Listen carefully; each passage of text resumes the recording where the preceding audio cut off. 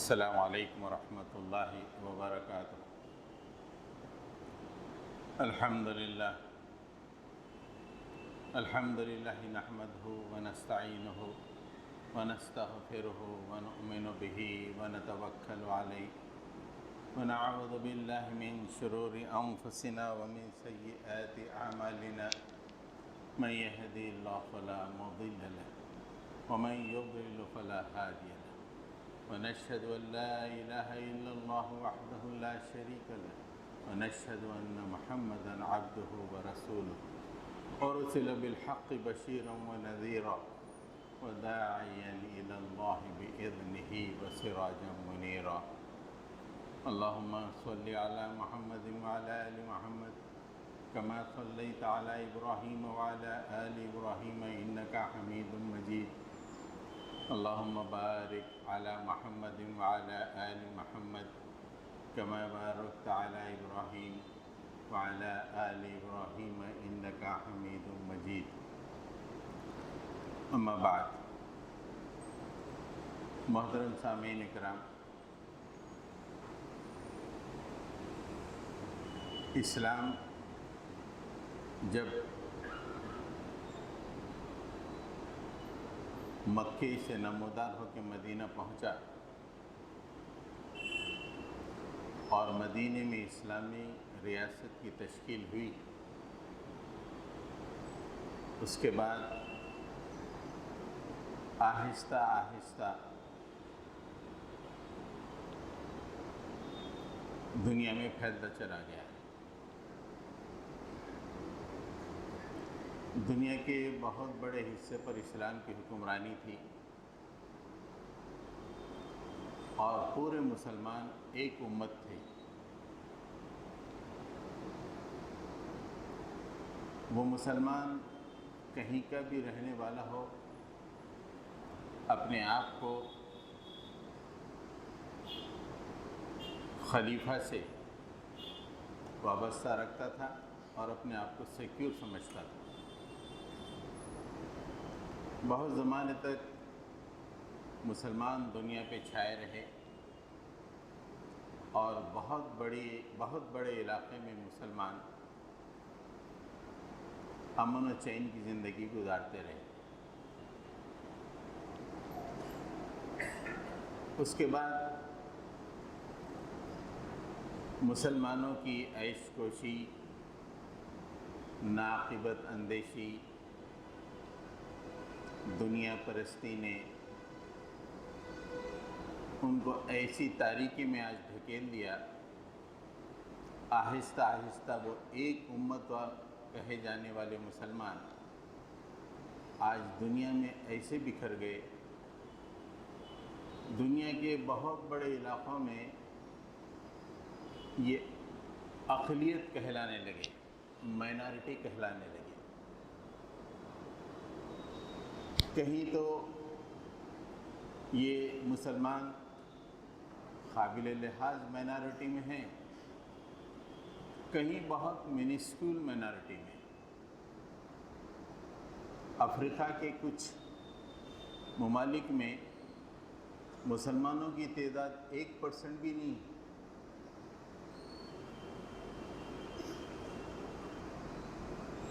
اور گزشتہ چند سالوں سے مسلمانوں کے اندر پھر سے نشاط ثانیہ کا جذبہ ابھرا۔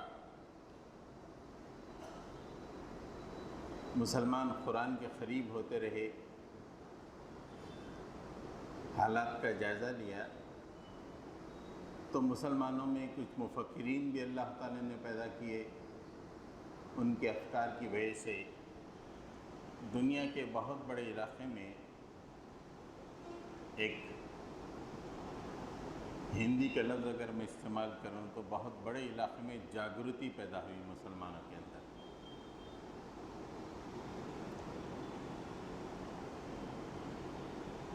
جب مسلمانوں کے اندر یہ نشاط ثانیہ کا جذبہ پیدا ہوا،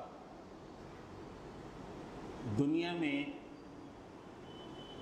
کچھ علاقوں میں ان کے مقابلے میں رائٹ ونگ فورسز پیدا ہوئے جو اسلام کے مقابلے میں ٹھہر گئے. تو اس وقت دنیا میں جو مسلمان نہیں ہیں ان میں دو طرح کے لوگ ہیں. ایک جنہیں سیکولر کہا جاتا ہے، ظاہراً ہی صحیح، وہ چاہتے ہیں کہ سب مل جل کے زندہ رہیں، جئیں، کسی کو کسی سے تکلیف نہیں ہونی چاہیے. دوسرا ایک طبقہ ہے رائٹ ونگ. بہت بڑے علاقے میں، امریکہ سے لے کے یورپ اور دنیا کے بہت بڑے علاقے میں، ہندوستان میں گزشتہ 50 سالوں میں یہ رائٹ ونگ طاقتیں یا جماعتیں اپنے سر کو انہوں نے ابھارا اور وہ اسلام کی کٹر مخالفت میں کھڑے ہو گئے. آپ یورپ میں دیکھیے، امریکہ میں دیکھیے، خود جس ملک میں ہم رہتے ہیں ہندوستان میں، یہاں پر بھی آپ دیکھیں کٹر رائٹ ونگ طاقتیں کچھ مقامات پہ یہ حکومت میں ہیں جیسے ہندوستان میں، اور کچھ مقامات پر حکومتیں ان سے ڈرتی ہیں جیسے یورپ وغیرہ میں سیکولر حکومتیں ہیں لیکن وہ حکومتیں رائٹ ونگ سے ڈرتی ہیں. نتیجہ یہ ہوا کہ ساری دنیا میں اس وقت ایک اسلام دشمنی کا ماحول دکھائی دیتا ہے. اور ہمارے ہندوستان میں چونکہ یہاں رائٹ ونگ طاقتوں کی حکومت ہے، یہاں پہ یہ ماحول بہت زیادہ دکھائی دیتا ہے، مسلم دشمنی یا اسلام دشمنی. رائٹ ونگ طاقتوں کا ایک اہم ترین کام گزشتہ 10-20 سال میں یہ ہوا کہ انہوں نے میڈیا کو کیپچر کیا. میڈیا کو کیپچر کرنے کی وجہ سے وہ اسلام اور مسلمانوں کے خلاف جو چاہے باتیں پھیلا سکتے ہیں. ہندوستان کا جو اس وقت الیکٹرانک میڈیا ہے، ایک یا دو چینلوں کو چھوڑ کر تمام کی تمام چینلیں اسلام دشمن اور مسلم دشمن ہیں. ان کا کام یہ ہے کہ ہندوستان کی بڑی آبادی میں مسلمانوں اور اسلام کے خلاف نفرت کو بو دیا جائے اور پھر وقتاً فوقتاً اس نفرت کو ہوا دے کے شعلہ بنایا جائے تاکہ ہندوستان میں مسلمان ایسی زندگی گزاریں جیسے گئے گزرے لوگ زندگی گزارتے ہیں. انہیں وہ حقوق نہیں ملنے چاہیے جو ایک شہری کو ملنا چاہیے.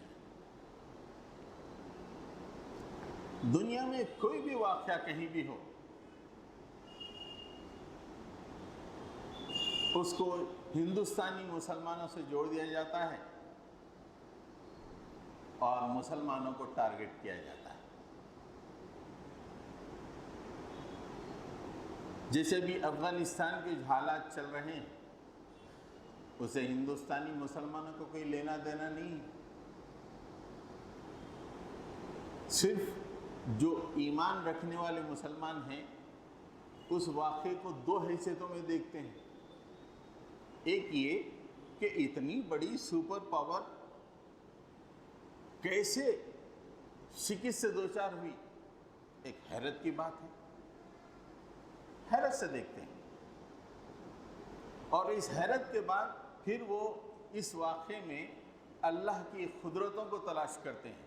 بس یہ دو ہی باتیں ہیں اور یہ عام بات ہے. ساری دنیا حیرت سے بھون چکا ہے کہ اتنی عظیم طاقت نہتے لوگوں کے مقابلے میں کیسا شکست سے دوچار ہے. لیکن یہاں کا میڈیا اس کا ایسے پورٹری کر رہا ہے کہ ہندوستانی مسلمان اس کو سیلیبریٹ کر رہے ہیں، خوشیاں منا رہے ہیں۔ میسیج یہ دیا جا رہا ہے کہ دیکھو یہ اس واقعے سے اتنے خوش ہیں تو ہمارے لیے کتنے نقصان دہ ہیں۔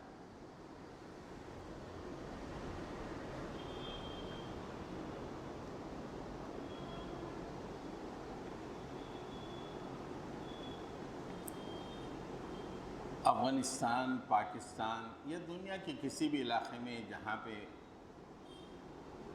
کسی مسلمان کے ذریعے سے کوئی عمل ہو جاتا ہے تو اسے ہندوستانی مسلمانوں کے ساتھ ایکویٹ کرنا اور پھر ان کو ٹارگٹ کرنا، یہ موجودہ ہندوستانی میڈیا کا یہ کام ہو گیا ہے، جس سے وہ رائٹ ونگ طاقتوں کو الیکشنز میں کامیاب کرانے کی کوشش کرتے ہیں۔ ظاہر بات ہے کہ ہم ہندوستانی مسلمان، امن پسند مسلمان، اس میڈیا کی بیشنگ سے یا اس میڈیا کے رخ سے متفکر ہو جاتے ہیں، اور کبھی کبھی تو ایسے حالات ہو جاتے ہیں کہ دل بجھ جاتا ہے۔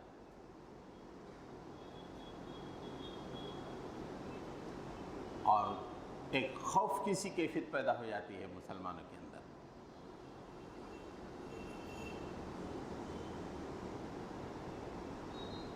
یہ بات ہے ہر مسلمان کا ہی معاملہ ہے، جیسے کہ ہندوستان کے 20-25 کروڑ مسلمان اس وقت محکوم ہیں، رائٹ ونگ فورسز حاکم ہیں اور میڈیا ان کے ہاتھ میں ہیں، اور میڈیا بیشنگ چلتی جا رہی ہے مسلمانوں کے خلاف۔ ایسے میں مسلمان فکر مند رہتے ہیں، پریشان رہتے ہیں، اور ان کو سوچتا نہیں کہ ان حالات میں کیا کرنا چاہیے۔ حضرت گرامی، آج ہماری جمعہ کی تقریر کا موضوع یہی ہے کہ یہ جو میڈیا اس وقت جو رخ اختیار کیا ہوا ہے اس کی حقیقت کیا ہے، اور پھر یہ ایسا کیوں کرتا ہے، پھر ان حالات میں اہل ایمان کو کیا کرنا چاہیے۔ یہ بہت بڑی سازش ہے، بہت بڑا مکر ہے جو ہندوستانی مسلمانوں کے خلاف ہو رہا ہے، تاکہ یہاں کے مسلمانوں کو مذموم کیا جائے، یہاں کے مسلمانوں پہ دھبا لگایا جائے۔ اگر آپ قرآن مجید کا مطالعہ کریں گے تو پتہ چلتا ہے، ظاہراً تو یہ میڈیا ہر گھر میں پہنچ رہا ہے، ہر گاؤں میں پہنچ رہا ہے، ہر طرف یہ ہو رہا، ہر طرف وہ ہو رہا ہے، یہ ظاہراً ہر آدمی پریشان ہو جاتا ہے، اس لیے کہ نہ ہمارا تعلق قرآن سے ہے نہ احادیث سے ہے، بس جو کچھ ہے یہ تو الیکٹرانک میڈیا ہی نہیں، آپ سوشل میڈیا کو لے لیے تو یہ اس سے آگے ہے۔ ٹویٹر پہ جو ٹرینڈز چلتے ہیں صرف اسلام اور مسلمانوں کے خلاف ٹرینڈ چلتے ہیں،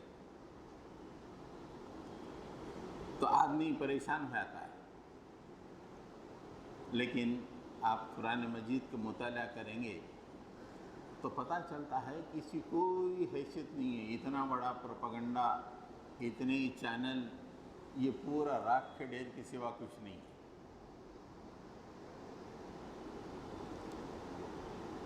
تو ظالم جو مکر کرتے ہیں، جو سازشیں کرتے ہیں، جو چالیں چلتے ہیں، اللہ تعالیٰ ان کی حقیقت کو مختلف مقامات میں قرآن مجید میں بیان کیا ہے۔ ہم 3 مقامات سے 3 حقیقتیں اس مکر کے بارے میں، اس سازش کے بارے میں بیان کریں گے۔ چھوٹی چھوٹی آیتیں ہیں۔ ایک مقام پہ اللہ تعالیٰ فرماتا ہے وما قید الکافرین الا فی ضلال، کافروں کے مکر سازش، فی ضلال کا مطلب یہ ہے وہ تیر جو نشانے پہ نہیں پہنچتی ہے اسے ضلال کہا جاتا ہے، جو بات نشانے پہ نہیں پہنچتی ہے اسے ضلال کہا جاتا ہے۔ اللہ تعالیٰ کہہ رہے ہیں کہ کافر جو بھی ષڑینتر مچاتے ہیں، جو بھی سازش کرتے ہیں، وہ بے ٹھکانہ ہوتے ہیں، وہ ٹارگٹ پہ نہیں پہنچتا۔ تم ملینز آف روپیز اس میں لگا لو چینلوں کو چلانے کے لیے، پرائم ٹائم کے آورز آف آورز لگا دو، لیکن اللہ نے یہ فیصلہ کر دیا اپنے آخری کتاب میں کہ کافروں کی چالیں، چال بازیاں اپنی ہدف کو نہیں پہنچتی، یہ بے ٹھکانہ ہوتی ہیں۔ یہ اس کی حقیقت ہے۔ ظاہراً تو دل بجھ جاتا ہے، وہ سن کر آدمی بڑا پریشان ہو جاتا ہے، کہ یہ کیا ہے، ایسا ہو رہا ایسا ہو رہا، یہ چینلوں کو دیکھ کے وہاں پہ 10 لوگ مل کے ایک آدمی کو مار دیے فلاں، یہ پورا ایک عیواش ہے۔ اللہ تعالیٰ کہتا ہے کہ ان کی چالیں ٹارگٹ پہ نہیں پہنچتی، جس ٹارگٹ کو لے کر یہ پروگرام بنا رہے ہیں وہ ٹارگٹ یہ لوگ اچیو نہیں کر سکتے۔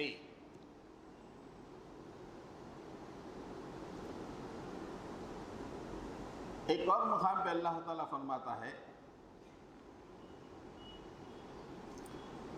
دو باتیں بتایا جو مکر کرنے والے ہیں اس طرح کا ان کو کیا ہوتا ہے، ان کے لیے دو باتیں فرمائی۔ والذین یمکرون السیئات لہم عذاب شدید ومکر اولئک ھو یبور۔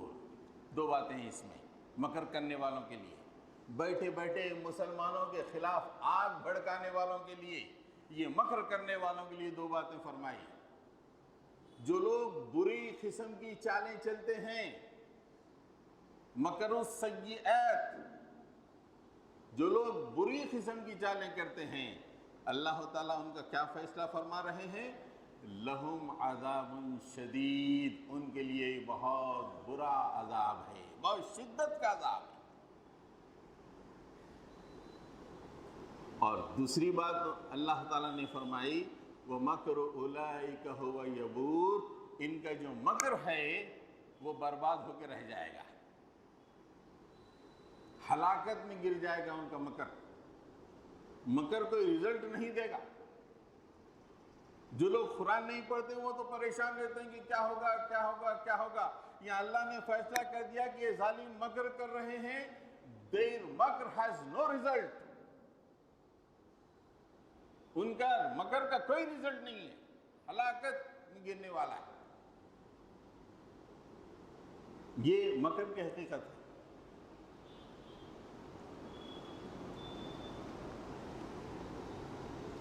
تیسری مقام پہ اللہ تعالیٰ نے مکر کی حقیقت بیان فرمائی،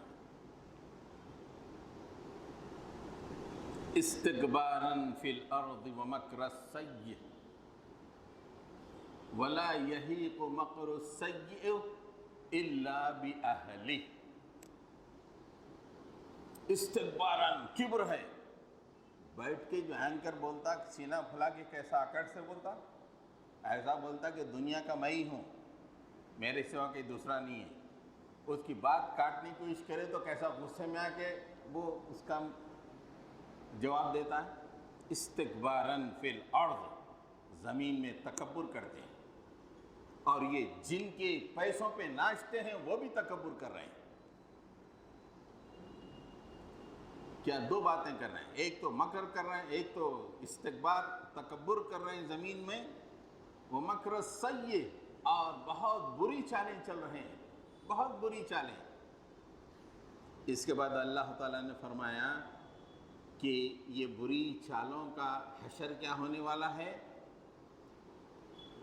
وَلَا يَحِيقُ مَكْرُ السَّيِّئُ إِلَّا بِأَهْلِهِ، مکر چلنے والے مکر کے گڑھے میں خود ہی گر جاتے ہیں۔ کتنی عظیم حقیقت سے آشکارا کر دیا۔ وہ 1 گھنٹہ وہ پرائم ٹائم پہ اس کے ٹی وی کے سامنے بیٹھ کے سنو، دل بجھ جاتا ہے، لگتا ہے کہ کیا ہوگا مسلمانوں کا، ہمارے بچوں کا کیا ہوگا، ایسی نفرتیں پھیل رہی ہیں۔ لیکن اللہ تعالیٰ کہہ رہا ہے کہ جو مکر کر رہا ہے پرائم ٹائم پہ 1 گھنٹہ بیٹھ کر، اسی مکر میں وہ لوگ پھنسنے والے ہیں اور ان کو پیسے دینے والے پھنسنے والے ہیں۔ یہ مکر کی حقیقتیں ہیں۔ جو لوگ قرآن کی نگاہ سے حالات کا جائزہ لیتے ہیں، ان کو کوئی فکر نہیں ہوتی، ارے یہ تو مرنے والا ہے، یہ خود ختم ہونے والا ہے۔ نہ ان کا دل بجھتا ہے، نہ وہ بے چین ہو جاتے ہیں، مضطرب ہو جاتے ہیں۔ پہلے تو کہا کہ کافروں کے جو مکر ہے وہ رزلٹ پہ نہیں پہنچا، بے ٹھکانہ ہے۔ پھر فرمایا کہ ہلاک ہونے والا ہے مکر۔ تیسری بات یہاں پہ جو اللہ تعالیٰ نے فرمائی سورہ فاطر کی آخری آیتوں میں ہے، آپ دیکھ لیجئے، اس کی تفسیر بھی پڑھ لیجئے۔ اللہ تعالیٰ نے فرمایا کہ مکر چلنے والے اپنے مکر کے گڑھے میں خود گر جاتے ہیں، الا باہلی، مکر چلنے والے ہی اس کا نقصان اٹھاتے ہیں۔ اب آپ بتائیے، یہ جو اپنی آنکھوں کو دکھائی دے رہا وہ صحیح ہے، جو اللہ نے عرش سے جو قرآن نازل کیا ہے وہ صحیح ہے، ہمارا ایمان کس پہ ہے؟ ہم کو کوئی فکر کرنے کی ضرورت ہی نہیں ہے۔ عام طور پہ ہوتا یہ ہے کہ جب اس طرح کے ماحول میں آدمی ڈیفینسو ہو جاتا ہے اور اس کے دل میں خوف پیدا ہو جاتا ہے۔ مجھے اچھی طرح معلوم ہے، جو لوگ سقوط حیدرآباد کا واقعہ دیکھیں، 1948 میں جب ہوش و حواس میں تھے، وہ اپنے بچوں سے کہتے ہیں کہ بیٹا پھونک پھونک کے قدم رکھو، پھونک پھونک کے کئی سالوں تک پھونک پھونک کے قدم رکھو بیٹا۔ اتنا خوف طاری ہو جاتا ہے حالات کو دیکھ کر۔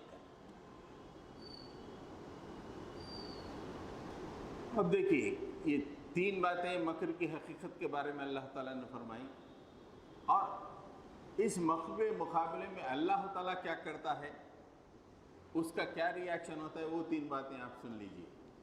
ایک تو حقیقت ہے، یہ 3 باتیں میں نے آپ سے بتائیں۔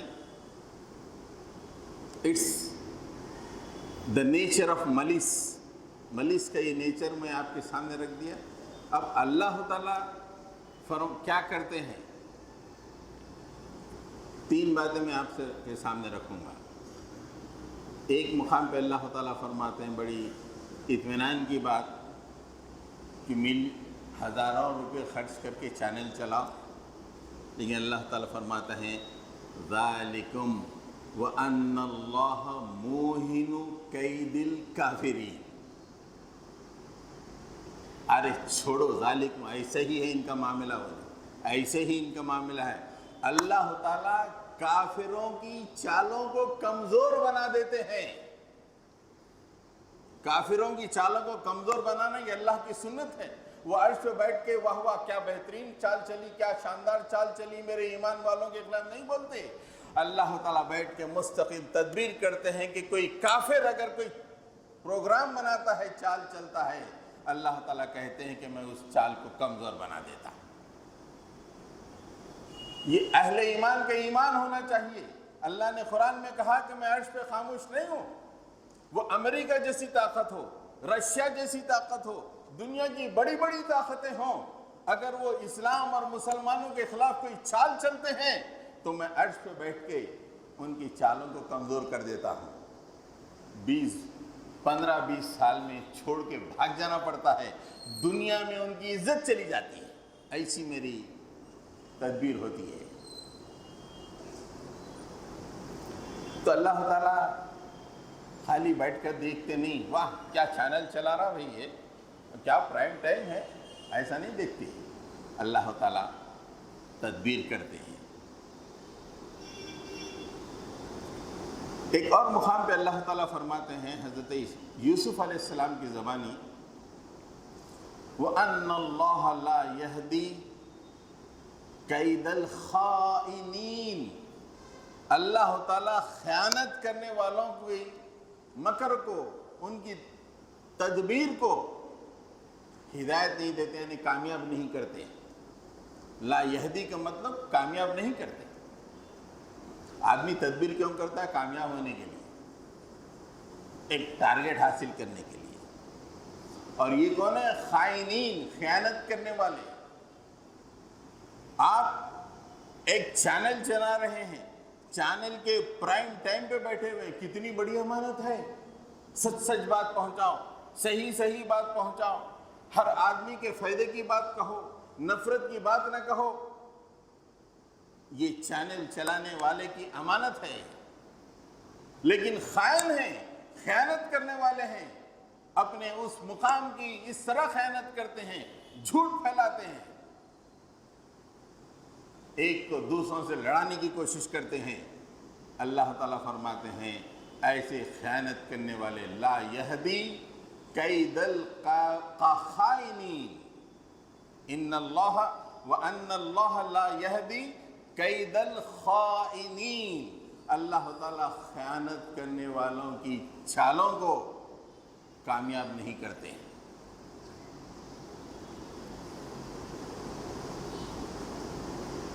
یہ اللہ تعالیٰ کرتے رہتے ہیں۔ وہاں تو فرمایا کمزور کر دیتے ہیں چالوں کو، یہاں فرمایا کہ اس کو کامیابی نہیں دیتے۔ they cannot achieve their target حاصل ہی نہیں کر سکتے۔ اور ایک مقام پہ فرمایا انہم یکیدون کیدوں واکید کیدا، یہ لوگ مکر چل رہے ہیں، یہ لوگ تدبیر چل رہے ہیں، یہ لوگ چال بازیاں کر رہے ہیں۔ وَأَكِيدُ كَيْدًا، اور میں بھی اپنے پاس ایک تدبیر رکھا ہوا ہوں۔ اللہ تعالیٰ خاموش نہیں بیٹھتا۔ اہل ایمان جو اس کا نام لینے والے، اس کے لیے دم بھرنے والے، اس کے لیے مصیبتیں سہنے والے، سب کچھ کرنے والے، ان کے خلاف سازشیں ہوں اور وہ عرش پہ بیٹھے خاموش رہیں، اللہ تعالیٰ فرماتے نہیں۔ وَمَكَرُوا مَكْرًا وَمَكَرْنَا مَكْرًا وَهُمْ لَا يَشْعُرُونَ، یہ بیٹھا ہوا ٹی وی چینل پہ، اس کو شعور ہی نہیں ہے کیا ہو۔ تم ایک مکر کر رہے ہو، وَمَكَرْنَا مَكْرًا، ہم بھی عرش پہ بیٹھ کے ایک تدبیر کر رہے ہیں تمہارے لیے۔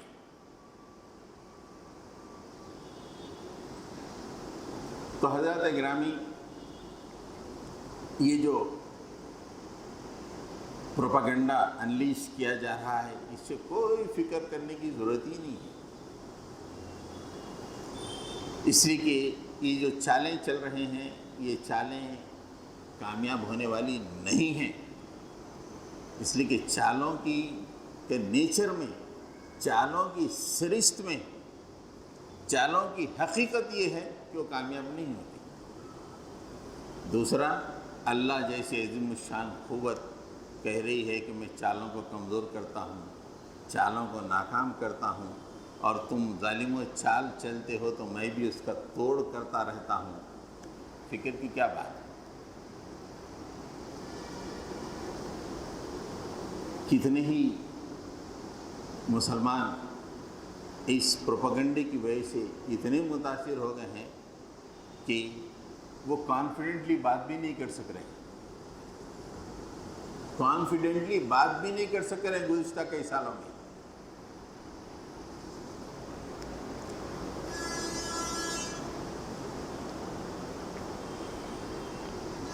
لیکن قرآن مجید کہتا ہے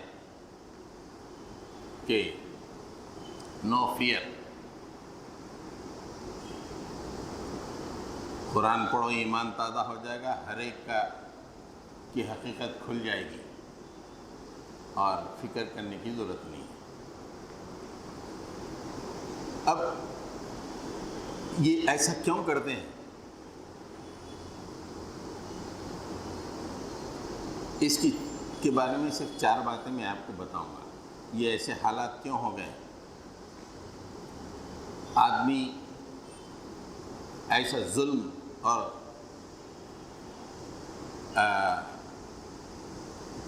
ظلم کیوں بپا کرتا ہے اور لوگوں کے خلاف نفرتیں کیوں پیدا کرتا ہے؟ ایک مقام پہ اللہ تعالیٰ فرمایا ان الانسان لیطغی ان رآہ استغنی، بے شک انسان ظلم کرتا ہے، اور اس کے فوری بات کہا کہ ظلم کیوں کرتا ہے؟ ان رآہ استغنی، اس لیے کہ وہ یہ سمجھتا ہے کہ وہ مستغنی ہے، کوئی پکڑنے والا نہیں ہے، وہ آزاد ہے، جو چاہے کر لے، مجھے کوئی پکڑنے والا نہیں ہے۔ آج یہ چینلیں اپنے آپ کو مستغنی سمجھتی ہیں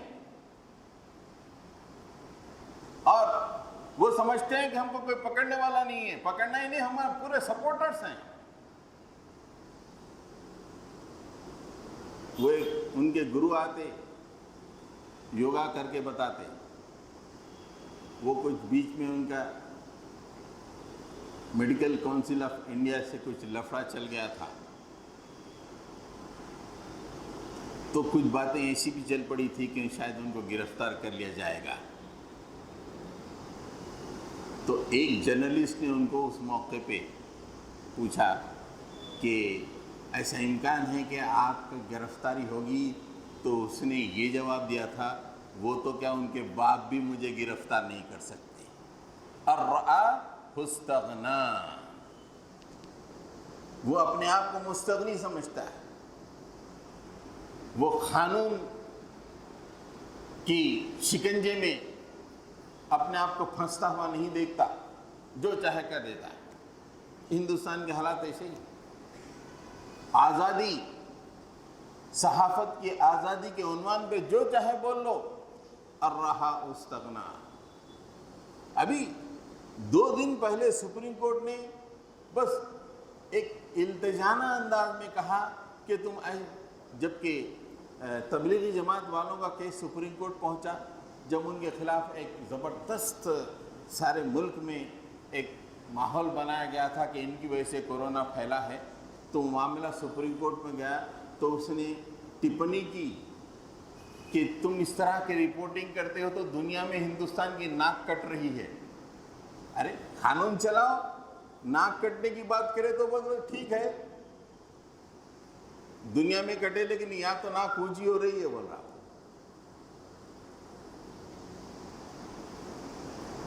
تو آدمی جب اپنے آپ کو مستغنی سمجھتا ہے، یہ M L A M P ظلم کیوں کرتے ہیں؟ مستغنی، پولیس والے ان کو پکڑتے نہیں، پولیس والے ڈرتے رہتے ہیں، کہاں اسمبلی میں ہمارے خلاف کچھ اٹھا دیں گا، بھائی پارلیمنٹ میں ہمارے خلاف اٹھا دیں گا، پاور ہے، کانپتے رہتے اے سی پی تک کے لوگ، کیوں؟ ارے ہمارے خلاف ایک سوال اٹھا دیں گا اسمبلی میں، مشکل ہو جاتی ہے ہماری۔ الرآہ استغنا، ایک وجہ یہ ہے۔ دوسری وجہ،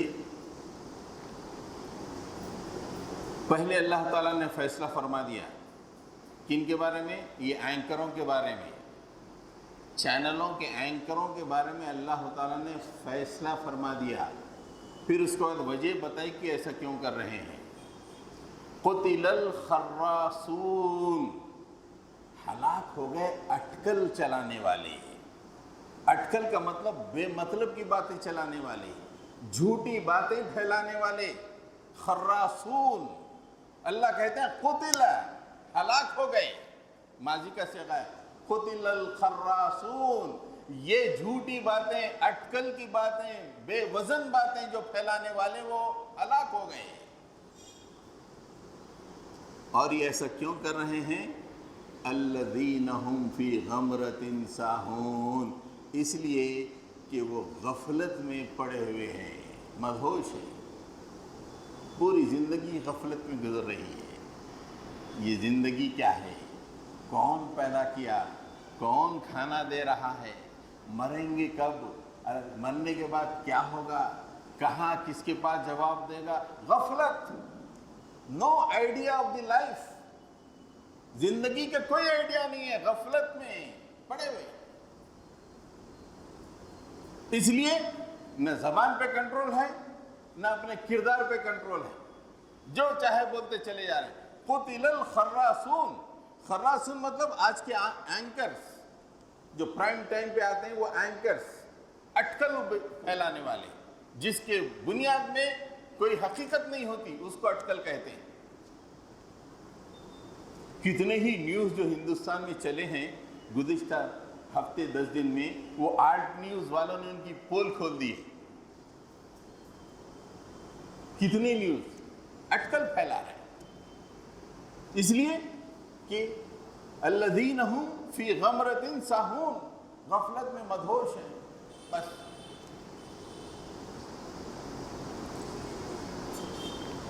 ایک اور مقام پہ اللہ تعالیٰ نے ایک خاص ٹرمینالوجی کا ان کے لیے استعمال، ایک خاص ٹرمینالوجی بتائی ہے، الذین هم فی خوض یلعبون۔ خوض کے کئی مترادفات ہیں، اس میں ایک معنی ہے بک بک کہنا، کرتے چلے آنا، بک بک کرنا، خوض، بک بک کو اپنا مشغلہ بنا لینا۔ پرائم ٹائم دیکھے تو آپ کو یہ مشغلہ دکھتا ہے یا نہیں، بک بک کا؟ اس کو کھیل بنا لیے ظالم۔ الذین هم فی خوض یلعبون، یہ بک بک کرنے کو اپنا مشغلہ بنا لیے، اس کو اپنا کھیل بنا لیے،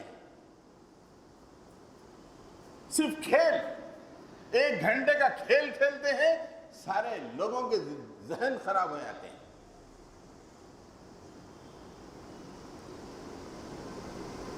جب آدمی کسی مشغلے میں منہمک ہو جاتا ہے تو پھر وہ حقیقت سے دور ہو جاتا ہے۔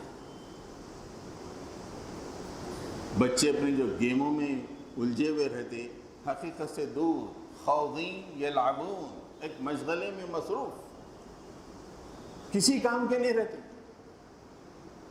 ویسے ہی یہ اس مشغلے میں مشغول ہو گئے، ایسے مشغول ہو گئے کہ اس کا اثرات کیا ہو رہے ہیں، اس کے ریزلٹس کیا ہو رہے ہیں، اس کی وجہ سے ملک کا کیا مقام دنیا میں بنا ہے، اسے کوئی فکر نہیں ہے۔ ایک کھیل کے طور پہ ایک چینل چلا رہے ہیں بس۔ یہ تیسری وجہ ہے، جب کسی چیز کو اپنا مشغلہ بنا لیتے ہیں تو پھر وہ بے طریق کرتے چلے آتے ہیں، کوئی بغیر روک ٹوک کے کرتے چلے آتے ہیں۔ اور ایک اہم ترین بات اللہ تعالیٰ نے قرآن مجید میں فرمائی، آج کے جو حالات ہیں، آج کی جو کٹر پنتھی ہندوتوا وجود میں آئی ہے، اس کی ذمہ دار مسلمان ہیں۔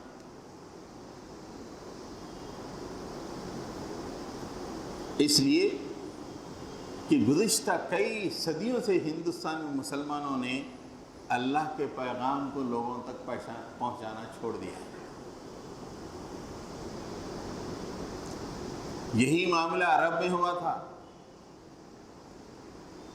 رسول اللہ صلی اللہ علیہ وسلم کی بعثت سے پہلے عرب میں ہوا تھا کہ کوئی ڈرانے والا نہیں آیا تھا، اس لیے ان کے پیٹوں میں ابو جہل پیدا ہوا، ابو لہب پیدا ہوا، عتبہ، ولید، اس طرح کے کٹر قسم کے کافر پیدا ہوئے۔ سورہ یاسین تو ہم پڑھتے رہتے ہیں، اللہ تعالیٰ فرماتا ہے تنزیل العزیز الرحیم لتنذر قوما ما انذر آباہم فہم غافلون۔ اے نبی، یہ کتاب نازل کی ہے عزیز الرحیم کی طرف سے۔ کیوں نازل کی ہے؟ لتنذر قوما، اس قوم کو ڈراؤ، ما انذر آباہم، ان کے باپ دادا نہیں ڈرائے گئے تھے، ان کے باپ دادا ڈرائے نہیں گئے تھے، اب تم ڈراؤ۔ باپ دادا ڈرائے نہیں گئے تھے، ابو جہل پیدا ہو گیا۔ باپ دادا ڈرائے نہیں گئے تھے، عتبہ پیدا ہو گیا۔ باپ دادا ڈرائے نہیں گئے تھے، ابو لہب پیدا ہو گیا۔ فہم غافلون، یہ غافل ہیں۔ ہم تو یہ سمجھتے ہیں سورہ یاسین بس مرنے کے قریب ہے تو سورہ یاسین پڑھ لو۔ کیسی حقیقتیں اللہ تعالیٰ نے سورہ یاسین میں بیان فرمائی ہے، اس سے دور تک کا ہم کو واسطہ نہیں ہے، دور تک کا واسطہ نہیں ہے۔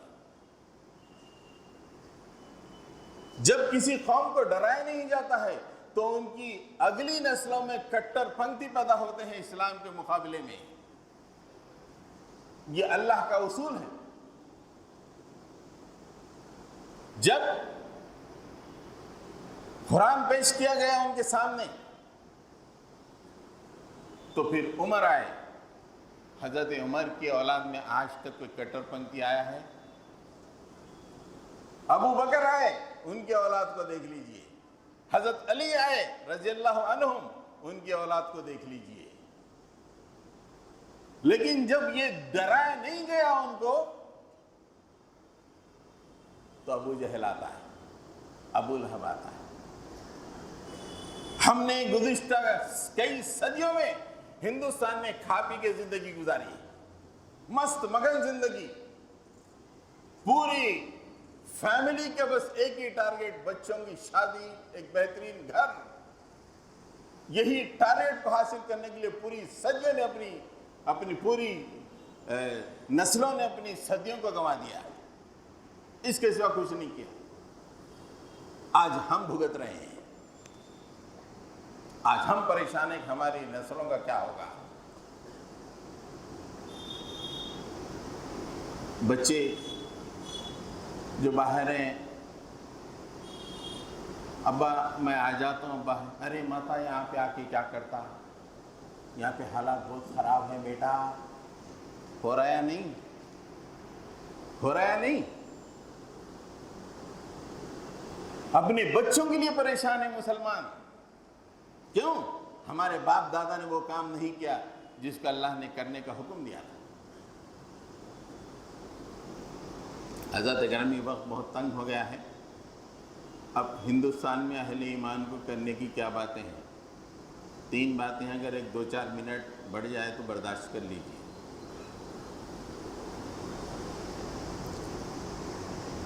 اللہ تعالیٰ نے 2 مقامات پہ ہندوستان کے حالات کی تصویر کو آیت میں کھینچ دیا ہے. آج کے حالات وہ آیتوں کی تفسیر ہے. یہ حالات دیکھے تو سمجھ میں آتا کہ یہ آیت آج کے لیے ہے. یہ 2 آیتیں رکھتا ہوں میں آپ. پھر اس کے فوری بعد اللہ تعالیٰ نے فرمایا کہ تم کو کیا کرنا ہے ایسے حالات میں. لَتُبْلَوُنَّ فِي أَمْوَالِكُمْ وَأَنفُسِكُمْ وَلَتَسْمَعُنَّ مِنَ الَّذِينَ أُوتُوا الْكِتَابَ مِنْ قَبْلِكُمْ وَمِنَ الَّذِينَ أَشْرَكُوا أَذًى كَثِيرًا. یہ آج کل کے حالات ہیں. لَتُبْلَوُنَّ فِي أَمْوَالِكُمْ وَأَنفُسِكُمْ، ضرور بضرور تمہاری جانوں اور مالوں سے آزمایا جائے گا. تمہارے جانوں کو نقصان ہوگا، تمہارے مالوں کو نقصان ہوگا. یہ ہو کے رہے گا فرما رہے اللہ تعالیٰ. ایسے حالات پیدا ہو جائیں گے. لَتُبْلَوُنَّ فِي أَمْوَالِكُمْ، تمہارے مال، وَأَنفُسِكُمْ، تمہاری جانیں، اس کا نقصان ہو کے رہے گا. تم بزنسز کر لو، تم ڈاکٹر بن جاؤ، تم انجینئر بن جاؤ، اللہ نے فیصلہ کر دیا کہ ایسے حالات آئیں گے کہ یہ ہو کے رہے گا. اور دوسری بات، وَلَتَسْمَعُنَّ مِنَ الَّذِينَ أُوتُوا الْكِتَابَ مِنْ قَبْلِكُمْ. اوتوا الکتاب من قبلکم کا مطلب یہودی اور نصرانی، جوز اینڈ کرسچنز. اور وَمِنَ الَّذِينَ أَشْرَكُوا یعنی مشرک. ان لوگوں کی طرف سے دل بیٹھ جانے والے، دل کو غم دینے والی باتیں سنو گے تم. وَلَتَسْمَعُنَّ، تم ضرور بضرور سنو گے. پرائم ٹائم میں بیٹھ کے سامنے دل خوش نہیں ہوگا تمہارا. جب وہ بحث چلے گی تو دل بیٹھ جائے گا، خوف زدہ ہو جائے گا، پریشان ہو جاؤ گے. وَلَتَسْمَعُنَّ مِنَ الَّذِينَ أُوتُوا الْكِتَابَ مِنْ قَبْلِكُمْ وَمِنَ الَّذِينَ أَشْرَكُوا أَذًى كَثِيرًا. بہت تکلیف دینے والی بات ہے. خالی اذن نہیں، اذن کثیرہ فرمایا، بہت تکلیف دینے والی بات ہے. ہو رہا ہے یا نہیں؟ ہندوستان میں ہو رہا ہے یا نہیں؟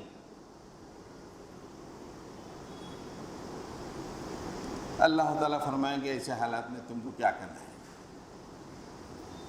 شادی خانے بک کر کے پلاٹروں کی دعوت دو، ہاں یہ بولا ہے. یا ایک سے ایک گاڑی خریدو، या बेहतरीन घरा बनाओ। 2 पॉइंट प्रोग्राम बताया, वइन तस्बिरु व तत्तकू व इन ज़ालिका मिन अज़्मिल उमूर। तुम इन हालात में सब्र करो और तक़वा इख्तियार करो, ये बहुत ही अजीम मतलब नसीबे वालों का यानी बाहिम्मत लोगों का काम है। इन ज़ालिका मिन अज़्मिल उमूर, ये चिल्लर किस्म के लोगों का काम नहीं है। सब्र करना और तक़वा करना ये फालतू किस्म के लोगों का काम नहीं है। ये हालात का मुकाबला करके डट के ठहर जाने वालों का काम है। और उनके अंदर 2 बातें होती हैं, इन हालात में वो सब्र करते हैं और तक़वे की ज़िंदगी इख्तियार करते हैं, अल्लाह ताला से डरते हैं। कुरान मजीद खोल खोल के बता देता है कि 2021 के हालात ये हैं। एक और आयत में अल्लाह ताला क्लियर कट बताता है,